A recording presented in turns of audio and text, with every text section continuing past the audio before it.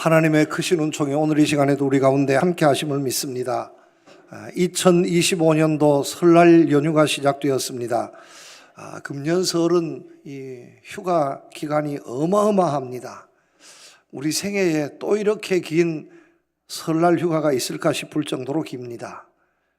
짧게는 9일, 길게는 열흘 정도 쉬는 직장이 있다 그럽니다. 여러분, 이 연초부터 9일, 10일을 쉰다는 것은 이것은 거의 환상적인 이야기입니다.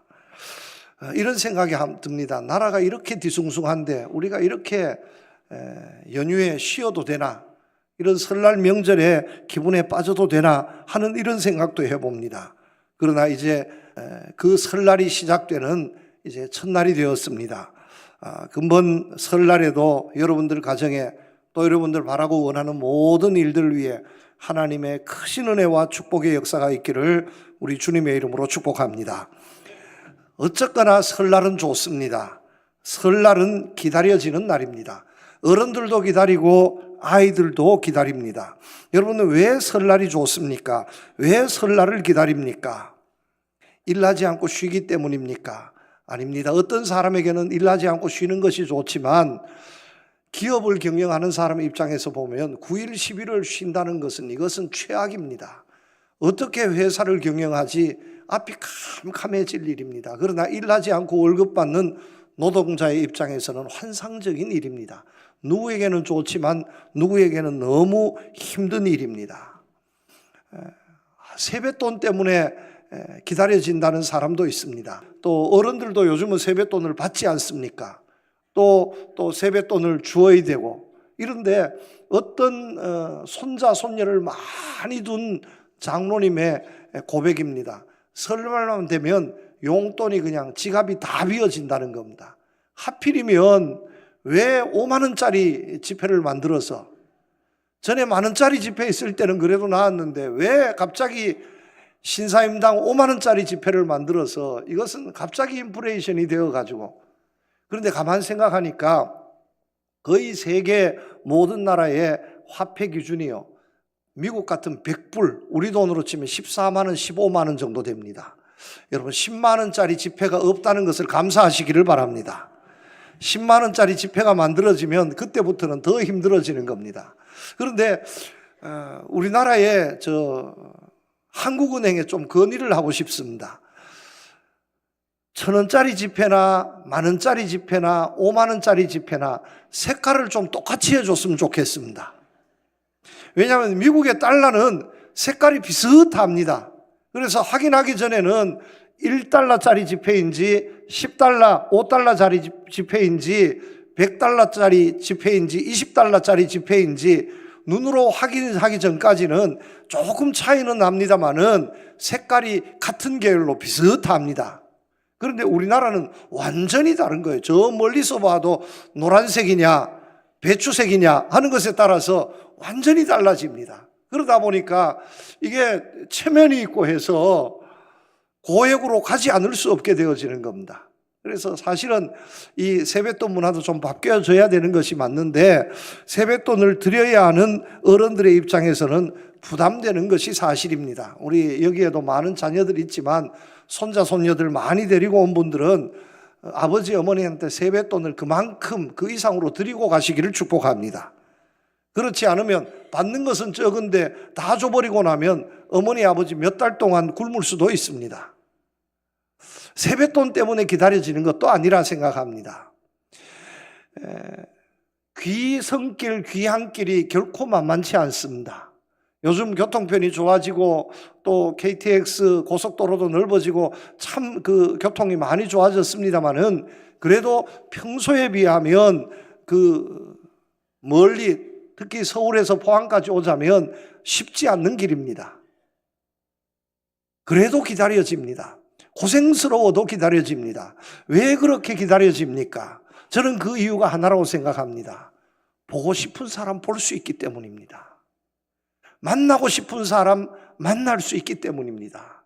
함께 하고 싶은 사람들과 잠시 만났다 헤어지는 것이 아니라 밥도 같이 먹고 이야기도 같이 하고 잠도 같이 자고 금년같이 9일, 10일 이렇게 긴 휴가에 있으면 얼마나 좋습니까? 여기 갔다 저기 갔다 해도요. 전에는 시간 핑계 삼아서 그냥 잠깐 왔다가 갈 수밖에 없었지만 올해는 9일, 10일이나 되니까 변명이 없어요. 이유가 없습니다. 며칠씩 머물고 갈 수밖에 없습니다. 그러니까 좋은 겁니다. 만날 수 있는 사람, 함께 할 수 있는 사람과 함께 한다는 것이 여러분 얼마나 큰 축복인지 아십니까?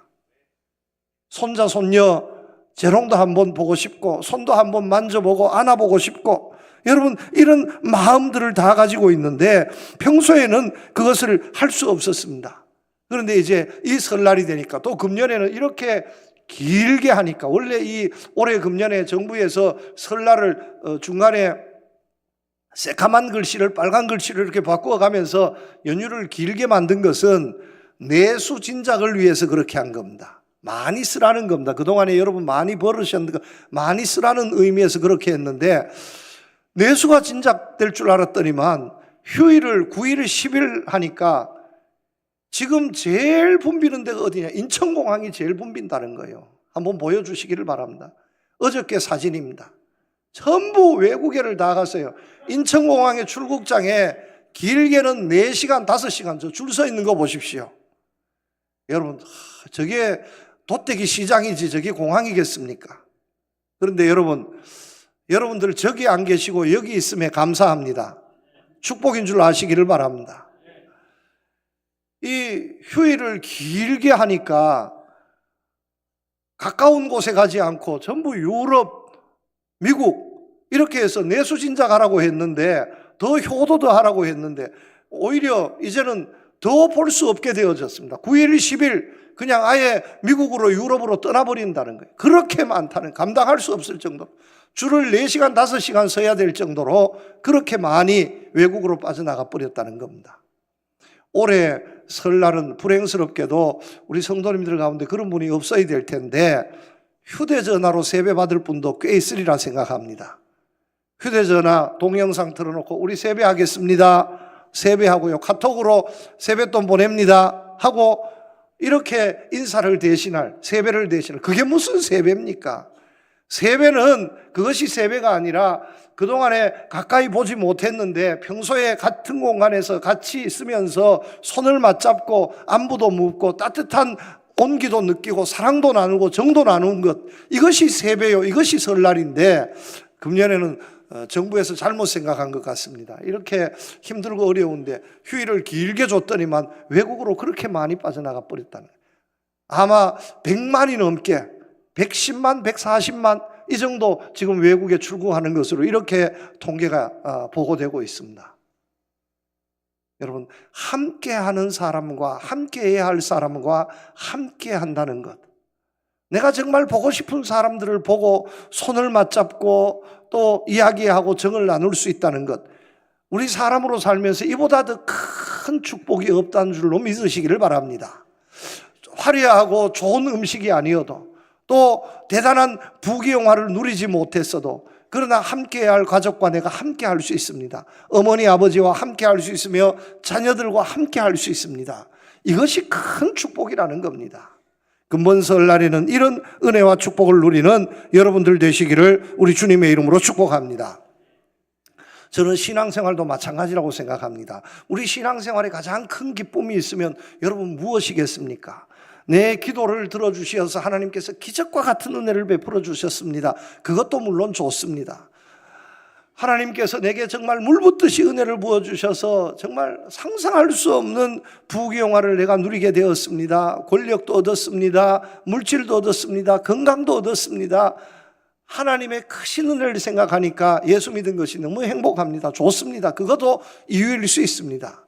그러나 예수 믿는 사람들이 누릴 수 있는 가장 큰 축복이 있다면 감히 함께 할 수 없었던 하나님과 함께 할 수 있는 것, 이것인 줄로 믿습니다. 죄 많은 우리 사람들이 정말 쓰레기보다도 못하고 죽어 마땅하고 버림받아 마땅할 이 인생들이 하나님께서 특별히 택해 주시어서 하나님의 자녀 삼아 주셨습니다. 주님 곁에 두시고 주님께서 함께 하시고 도와주시고 지켜주십니다. 여러분, 이보다 더 큰 축복이 어디 있습니까? 임마누엘, 우리 주님께서는 우리와 함께 하시고 싶어서 우리 가운데 오신 줄로 믿습니다. 그렇다면 주님의 마음, 하나님께서 우리를 이처럼 사랑해서 우리를 귀히 여기셔서 이 땅에까지 오셨는데, 목숨 버리셔서 십자가까지 지셨는데, 이 주님의 사랑을 생각하면 우리도 그에 화답해야 할 줄로 믿습니다. 주님은 우리를 손도 잡아보고 싶고 함께하고 싶은데, 우리가 나는 주님 싫습니다, 나는 예수는 믿고 교회는 다니지만 나는 주님과 함께하는 것은 싫습니다, 이런 마음이 든다면 이것은 이미 신앙의 병이 들어가는 겁니다. 주님의 마음처럼 우리도 주님과 함께하고 싶어야 할 줄로 믿습니다. 오늘 말씀에 이 시편 말씀은 이제 다윗의 시편인데, 다윗이 여호와여 주의 장막에 머무를 자 누구 오며 주의 성산에 사는 자 누구 오니까. 다윗은 주님과 일생을 함께 했던 사람이었습니다. 사울 임금의 추적 가운데 있으면서 목숨을 몇 번이나 잃을 뻔했지만 그러나 하나님께서 지켜주셨습니다. 언제나 하나님과 함께 하심을 다윗은 느끼고 있었습니다. 그래서 다윗의 일생일대의 소망이 있었는데, 그것이 무엇이냐면 성전을 건축하는 것이었습니다. 하나님께서 허락지 않았습니다. 그런데 다윗성에 실로에 있던 성막은 옮겨서 다윗성으로 옮겼지만 거기에 성전을 짓고 싶었는데 하나님께서 성전 짓는 것은 허락하지 않았습니다. 피를 너무 많이 흘렸다고. 그렇다 해서 멈추지 않았습니다. 자기의 전 재산을 바쳐서 그의 아들 솔로몬이 성전을 지을 수 있도록 모든 준비를 다 해놓았습니다. 그리고서 그의 아들 솔로몬이 성전을 지었습니다. 그때 상황을 생각하면서 노래 부른 시편이 바로 오늘 이 말씀이라는 거예요. 여호와여 주의 장막이 머무를 자 누구 오며 주의 성산에 사는 자 누구 오니까. 나는 주의 장막에 머무르기를 원합니다. 나는 주의 성산에 살기를 원합니다. 주의 장막에 머무르며 주의 성산에 살기를 원한다라고 하는 것은 하나님과 함께 하기를 원합니다 하는 마음입니다. 요즘 버전으로 바꾸면 이런 겁니다. 나는 예배당이 좋습니다. 나는 교회가 좋습니다. 나는 교회에서 살기를 원합니다. 나는 예배당에 가기를 기뻐합니다. 거기서 살았으면 얼마나 좋겠습니까? 이런 고백인 줄로 믿습니다. 다윗은요, 이렇게 고백합니다. 주의 궁정에서의 한 날이 다른 곳에서의 첫날보다 나은즉 악인의 장막에 사는 것보다 내 하나님 성전에 문지기로 있는 것이 좋습니다 하고 이렇게 고백합니다. 다윗의 집은 왕궁 궁궐입니다. 그런데 왕궁 궁궐에서 지내는 것보다 아름다운 여인들과 좋은 음식과 좋은 옷을 입고 많은 신하들을 거느리고 권세 호령을 부리면서 정말 임금으로서 권세를 나타내고 위용을 뽐내는 것보다 하나님의 성전에 문지기로 있는 것이 좋습니다. 여러분, 이것이 다윗의 마음이었습니다. 왜 그렇습니까? 궁궐에서 지낼 때는 하나님 믿고 지냈습니다. 하나님과 멀리 떨어져서 지냈습니다. 죄 짓고 살았습니다. 그런데 하나님의 성전에 문지기로 있을 때는 하나님과 함께 했습니다. 하나님과 함께 한다는 이 사실 앞에 나는 임금보다 나는 문지기가 더 좋습니다, 이렇게 고백했던 사람이 다윗이었습니다. 이 다윗을 하나님께서 축복해 주셨습니다. 여러분, 주님과 함께 하시는 은혜를 누리시기를 축복합니다.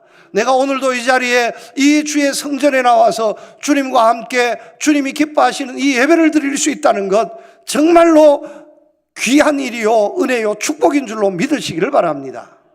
문지기를 해도 좋은데 이 성전에 들어와서 주님을 바라보며 찬송하며 기도할 수 있다는 것, 이것이 얼마나 감격한 일입니까? 여러분, 세상에 대통령이 되는 것보다 하나님의 성전에 문지기가 되는 것이 더 귀한 일인 줄로 믿으시기를 바랍니다. 세상은 지금 권세를 잡으려고 야단이지만 여러분, 그런 그 야단만큼 우리의 마음속에 우리는 그런 거 다 너들 그러면 다 가져라. 내 대통령 안 할게. 내 절대로 나는 대통령 안 할 테니까 하고 싶은 사람 다 해버려라. 다 해라. 나는 차라리 주의 성전에 문지기로 있겠다. 하나님과 함께 있겠다. 여러분, 이런 믿음의 사람들 되시기를 축복합니다. 이렇게 살아가는 사람들 영원히 흔들리지 않게 하나님께서 지켜주신다고 약속해 주셨습니다. 여러분, 주님 함께 해야 합니다. 주님 함께 해야 합니다. 주님이 날 떠나면 나는 아무것도 아닙니다. 그러나 주님이 함께해서 지켜주시면 사망의 음침한 고를 지나갈지라도 두려워하지 않습니다. 죽음의 권세가 나를 공격해도 두렵지 않습니다. 세상 친구 다 떠나도 주님 나와 함께하면 실망하지 않습니다. 사업하다가 어려움 당할 수 있습니다. 그러나 주님이 함께하면 위로가 되고 소망이 될 줄로 믿습니다. 주님 함께해야 합니다. 주님을 떠나서는 나는 아무것도 아닙니다. 아무것도 할 수 없습니다. 그러나 주님과 함께하면 모든 것을 다 이룰 수 있습니다. 축복합니다. 이 명절이 되어서 잠시 잠깐 가족들과 함께하는 그 기쁨 얼마나 기다려지고 얼마나 좋습니까? 또 올해가 지나면 또 내년 또 기다리고 또 기다려지지 않습니까? 그런데 주님과 함께하는 그 기쁨은 이것과 비교할 수 없이 큰 기쁨인 줄로 믿으시기를 바랍니다. 날마다 매주일마다 이 주님 성전에서 주님과 함께하는 기쁨 감격을 누리는, 이것을 누구에게도 빼앗기지 않고 누리는 여러분들 되시기를 주님 이름으로 축복합니다. 그렇다면 주님과 함께하는 사람, 어떤 사람 되어야 합니까? 오늘 말씀해 보면 12가지 조건을 말씀하고 있습니다. 그런데 다 말씀드릴 수 없고 정리하면 크게 2가지, 3가지로 정리할 수 있습니다. 그래서 정리해서 말씀을 나누려고 합니다. 첫 번째, 하나님과 함께하는 사람 어떤 사람입니까?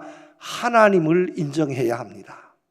하나님을 인정하고 하나님이 나의 구주가 되심을, 이 세상의 창조자가 되시고 정말 천국의 주인 되시고 내 삶을 죄악에서 구원해 주실 하나님이신 줄로 믿고 하나님을 바라보며 살아갈 수 있는 사람이 되어야 할 줄로 믿습니다. 이런 사람을 하나님께서 곁에 두십니다. 4절 말씀해 보면 이렇게 말씀합니다. 그 눈은 망령된 자를 멸시하며 여호와를 두려워하는 자를 존대하며, 이렇게 말씀합니다. 여러분, 하나님의 눈길은 우리의 눈길이 어디에 있느냐? 우리의 눈길이 어디에 있냐? 망령된 자를 멸시해야 한다는 겁니다. 그러면서 하나님을 두려워해야 합니다. 여러분, 하나님은 우리의 눈길만 봐도요, 하나님께서는 우리의 눈길만 봐도 이 집사, 이 권사님이 나를 인정하는구나, 인정하지 않는구나 하는 것을 단박에 알아차리시는 하나님이신 줄로 믿습니다. 눈길이 달라져야 됩니다. 하나님을 사모하는 눈길을 가지고 하나님을 바라볼 수 있는 사람, 늘 주를 앙망하는, 주님을 바라는 이 눈길로 주님을 바라보며 주님을 찾을 수 있는 여러분들 되시기를 축복합니다. 어린아이가 어머니 아버지를 찾습니다. 놀다가도요, 수시로 어머니 아버지가 어디 있는지 돌아봅니다. 없으면 울고불고 야단납니다. 이런 어린아이처럼 내가 열심히 살다가도 내 주변에 하나님이 어디 계시지? 주님 하고 불러보고요, 주님을 확인하고 살아갈 수 있는 이런 내 눈길을 세상에 두지 않고, 내 눈길을 망령된 것에 빼앗기지 않고, 내 눈길을 헛된 것에 빼앗기지 않고 주님께 내 눈길을 둘 수 있는 사람, 이런 사람을 주님께서 가까이 하신다는 것을 여러분 믿으시기를 바랍니다. 어떤 회사가 있다고 한번 생각해 보십시다. 종업원들이 많이 있습니다. 그 종업원들 중에 회사 사장이 되어서, 주인이 되어서 어떤 종업원을 승진시키겠습니까? 유능하다고 승진시키는 것 아닙니다. 어떤 사람을 승진시키느냐? 사장을 인정하고요, 사장님, 주인을 인정하고 그 주인에게 충성할 수 있는 사람, 이런 사람을 승진시킵니다. 무능해도요, 그런 사람을 승진시킵니다. 아무리 유능해도 사장님을 인정하지 않습니다. 늘 욕하고 인정하지 않습니다. 이런 사람은 능력이 있어도 소용없다고 끝내는 버림받습니다.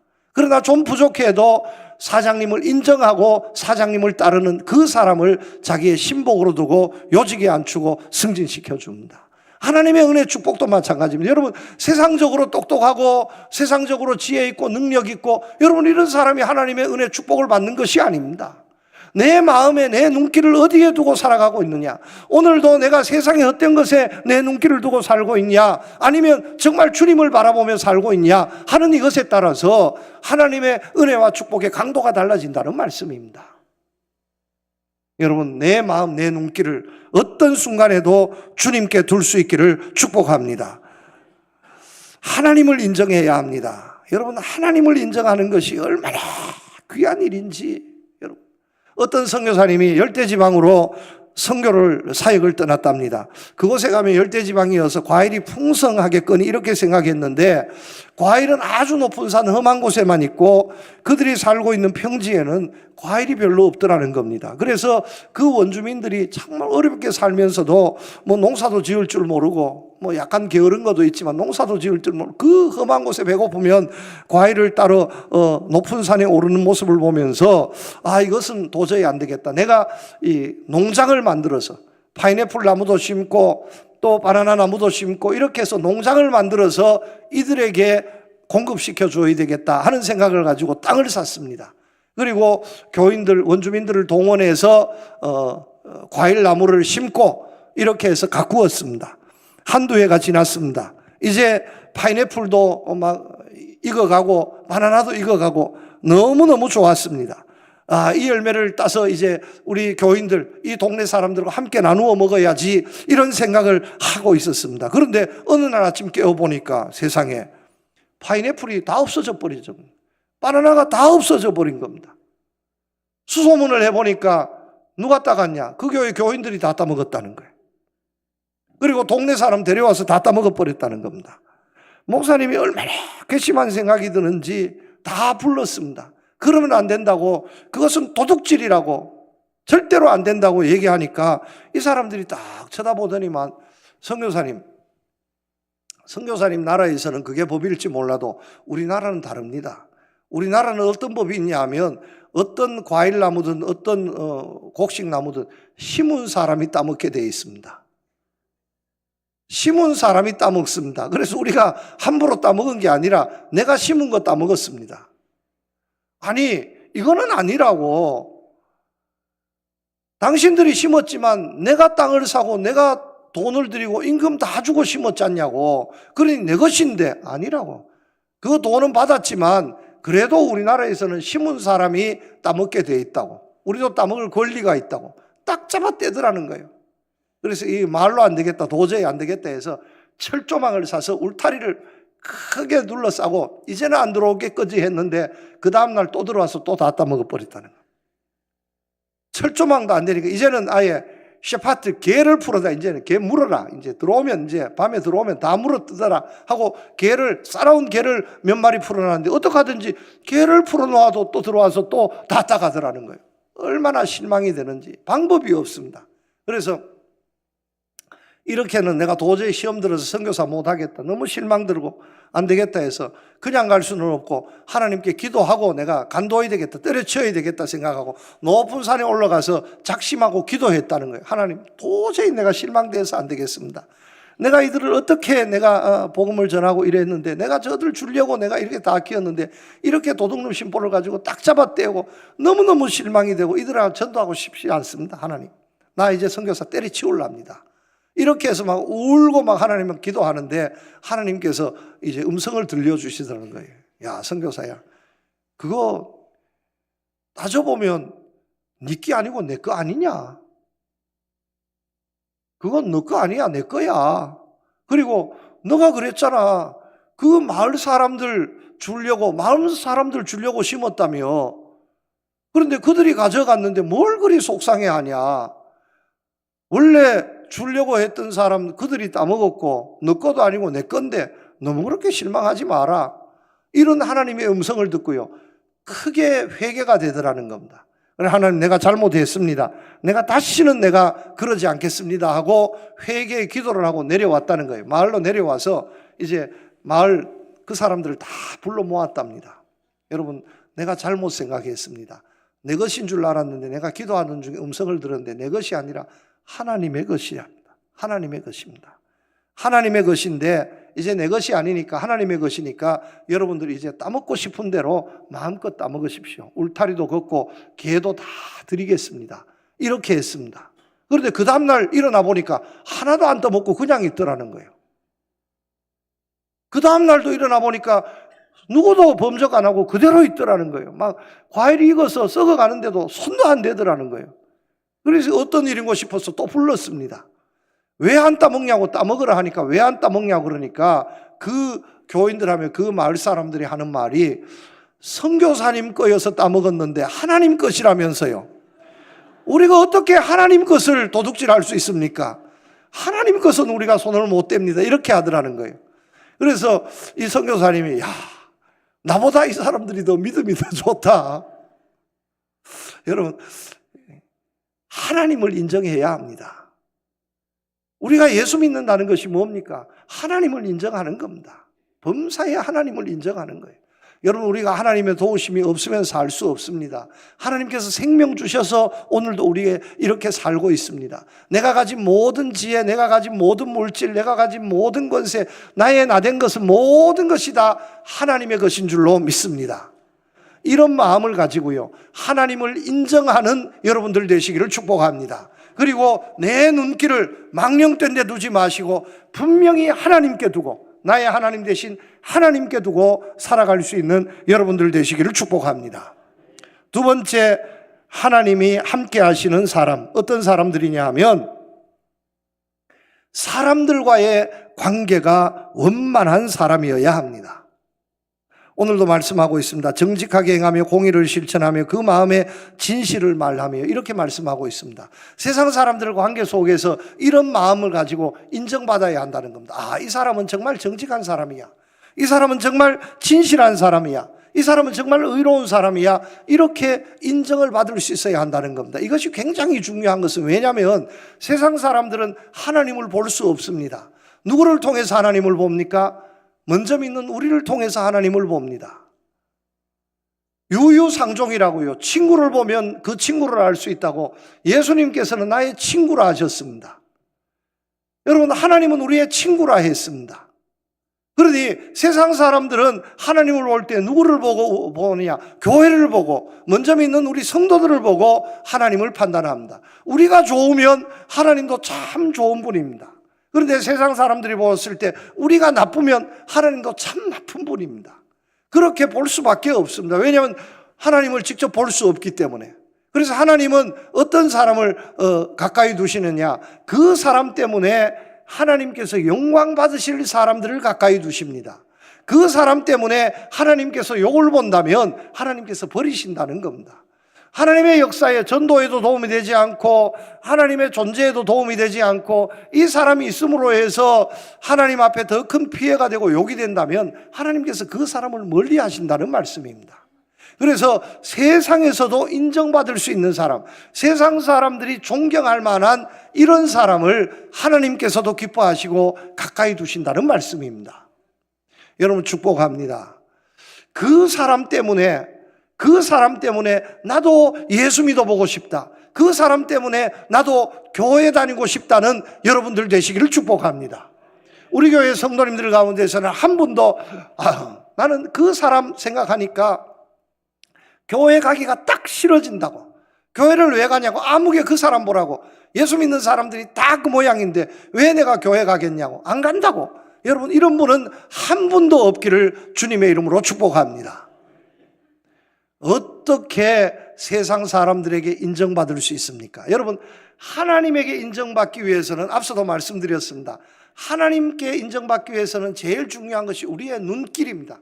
우리의 눈길을, 우리의 시선을 어디에 두고 살아가느냐? 하나님께 두고 살아야 하는데, 세상 사람들에게 정말 의롭습니다, 진실됩니다, 정말 그 사람은 정말 확실합니다, 정직합니다, 인정받을 수 있는 최고의 무기가 무엇이냐? 입술입니다. 입입니다. 절대로, 오늘 말씀해 보면 절대로 남을 허물하지 말고 비방하지 말라고 말씀하고 있습니다. 3절 말씀에 그의 혀로 남을 허물하지 아니하고 그의 이웃에게 악을 행하지 아니하며 그 이웃을 비방하지 아니하며 하고 말씀하고 있습니다. 여러분, 사람 욕하지 마시기를 바랍니다. 이웃 욕하지 마시기를 바랍니다. 비방하지 마시기를 바랍니다. 비방하지 말고 축복해 주시기를 바랍니다. 여러분, 축복해 주면 그 축복이 그 사람에게 합당치 않으면 나에게도 돌아옵니다. 그런데 비방하지 않습니까? 그런데 그 비방이 합당치 아니하면 그 비방이 누구에게 돌아갑니까? 허공으로 사라지는 것이 아니라 그대로 자기에게 돌아옵니다. 돌아올 때는요, 나는 한마디 했지만 여러 수십 마디, 수백 마디로 돌아옵니다. 우리나라 사람은 왜 산에 올라가서 야호 하는지 모르겠습니다. 야호 뜻이 뭡니까? 저는 아무리 생각해도 한국말 하지만 야호 뜻을 모르겠습니다. 이왕이면 그 야호 하지 말고 사랑한다 이러면 얼마나 좋아요. 그러면 나는 한번 사랑한다 했는데 사랑한다 메아리 쳐가지고 수백 마디에 사랑한다는 말을 내가 듣습니다. 그런데 간혹 가다가 보면 어떤 사람 중에 그런 말을 하지 않고, 여기에서 그런 말 하기는 그렇지만 야 이 새끼야 하는 사람이 있습니다. 그러면 야 이 새끼야 막 수도 없이 들립니다. 그러다가 그 얘기를 듣고 다른 사람이 왜 이 새끼야 하고 또 얘기 또 합니다. 그러면 막 한마디 했다가 막 그냥 막 이 새끼 저 새끼 다 되어버리는 겁니다. 괜히 비방하면, 내가 한마디 비방하면 그 비방이 모를 것 같지만 여러분 그렇지 않습니다. 며칠 지나지 않으면 다 드러납니다. 누가 비방했는지, 누가 욕했는지 다 드러납니다. 여러분 요즘 나라 보면 TV 보면 재미있잖아요. 누가 비방했는지, 누가 무슨 말 했는지, 아니 그냥 완벽할 줄 아는데 한 일주일 지나니까 다 드러납니다. 다 까발려지는 거예요. 왜 그러냐고요. 왜? 이 말씀을 읽어야 되는데 비방하지 말아야 됩니다. 원수도 비방하지 말고 원수도 사랑하고 원수도 축복해 주어야 하는 겁니다. 이게 승리하는 겁니다. 여러분 비방하지 말고 축복해 주시기를 바랍니다. 어떤 일이 있어도 비방하지 말고 축복해 주시고요. 여기에 하나를 더 얹어서 약속한 일이 있으면 손해를 보고서라도 시행하라고 말씀하고 있습니다. 약속은 했는데 아무리 생각해도 손해볼 것 같아. 그래서 내가 그 약속을 취소해 버립니다. 그러면 정작 내가 필요할 때 도움을 얻지 못합니다. 그러나 한번 계약하고 한번 약속한 것이 있으면 내가 손해를 보고서라도 반드시 지켜야 합니다. 그러면 내가 한번 그렇게 함으로 해서 나는 몇 번의 도움을 더 얻을지도 모릅니다. 약속한 일이 있으면 손해보고서라도 지켜야 합니다. 이런 모습 가운데에서 사람들과의 관계, 이웃과의 관계가 원만한 사람, 이런 사람을 하나님께서 가까이 두시는 줄로 믿습니다. 여러분 금년에는 좋은 관계 가지시기를 축복합니다. 나는 내성적이어서 여러분 그렇게 말씀하지 마시기를 바랍니다. 성격도 바꾸어야 됩니다. 예수 믿으면 성격도 바뀌어집니다. 사람과의 좋은 관계를 만들어 나가는 것, 이것이 사람과의 관계가 아니라 하나님과의 관계로 이어질 줄로 믿고요. 사람들과, 주변에 있는 사람들과, 함께해야 할 사람들과 정말로 좋은 관계를 만들어 가시기를 축복합니다. 마지막 하나를 더 말씀하고 있습니다. 돈 너무 좋아하지 말라고 말씀하고 있습니다. 돈보다 하나님을 더 좋아해야 합니다. 돈 문제가 깨끗해야 합니다. 5절 말씀해 보면 이자 받으려고 돈을 꾸어주지 아니하며 뇌물을 받고 무죄한 자를 해하지 아니하는 자이니. 뇌물 좋아하지 마시고요. 선물은 주고받는 것이 좋습니다. 여러분 선물하고 뇌물하고 뭐가 다른지 아십니까? 뇌물은 대가를 바라고 주는 것이 뇌물이고요. 선물은 대가 없이 주는 것이 선물입니다. 액수 차이가 아닙니다. 아무리 큰 액수여도 대가를 바라지 않고 그냥 주는 것은 선물입니다. 그런데 아무리 작은 것이어도 대가를 바라고 주는 것이면 그것은 뇌물입니다. 뇌물은 잘못된 겁니다. 왜냐하면 성경 말씀에 보면 어떻게 가르치느냐 하면 뇌물에 대해서 한 25번 정도 경계하고 있는데, 뇌물을 받으면 지혜자의 눈을 어둡게 하고 의인의 말을 굽게 한다고 신명기 16장에 말씀하고 있습니다. 뇌물 좋아하다 보면 사람이 멍청해진다는 겁니다. 이 사람이 절대로 그럴 사람이 아닌데 왜 이랬지? 왜 그런 말을 하고 왜 그렇게 판단했지? 따져보니까 뇌물인 거예요. 뇌물이 무엇입니까? 불의한 돈입니다. 불의한 돈 좋아하지 말아야 합니다. 이자를 받으려고 꾸어주지 말라는 말씀, 이 말씀이 무슨 말씀이냐면 유대인들 간에는 돈을 빌려주고 받을 때에 이자를 받지 못하게 했습니다. 그냥 빌려주고 그대로 받으라 했습니다. 유대인들 간에. 이방인들 간에는 이자를 받아도 좋지만 유대인들 간의 거래에 있어서는 이자 밝히지 말라 했습니다. 성경의 탈무드에 그렇게 가르치고 있습니다. 다시 말씀드립니다. 불의한 돈에 불의한 뇌물에 너무 마음을 두면 하나님과 멀어질 수밖에 없습니다. 저는 이렇게 생각합니다. 신앙생활에 가장 큰 대적이 있다면 욕심입니다. 욕심. 그 욕심 중에 가장 큰 욕심이 물질에 대한 욕심, 돈에 대한 욕심입니다. 미국에서 조사합니다. 월급을 2만 불 정도 하는 사람에게 물었습니다. 한 달에 월급이 얼마면 좋겠습니까? 하고 물었습니다. 그랬더니만 대부분의 사람들이, 월급을 2만 불 받는 사람들이 대답을 어떻게 했냐? 5만 불 정도 받았으면 좋겠습니다 하고 대답을 했답니다. 그래서 5만 불 받는 사람에게 또 물었습니다. 5만 불 받는 사람에게 만족합니까? 아닙니다. 그러면 월급을 얼마 받았으면 좋겠습니까? 하고 물었더니만 10만 불은 받았으면 좋겠습니다 하고 대답하더라는 거예요. 여러분, 이 조사 결과가 뭡니까? 얼마를 가지고 있어도 만족이 있습니까? 없습니까? 없습니다. 돈은요, 가지면 더 가지고 싶어집니다. 돈은 가지면 더 가지고 싶어집니다. 내 가진 것에 만족해야 합니다. 내 가진 것에 만족해야 하고 돈을 가진 것보다 하나님 함께 하는 것이 더 좋습니다. 초가상간이라 할지라도, 내가 가난하게 산다 할지라도 나는 하나님과 함께 하는 것이 더 행복합니다. 나는 물질을 통해서 행복을 얻는 사람이 아니라 하나님을 통해서 나는 행복을 얻기를 원합니다. 이 마음을 가져야 합니다. 여러분, 돈이 더 큽니까? 하나님이 더 큽니까? 하나님이 더 큰 거예요.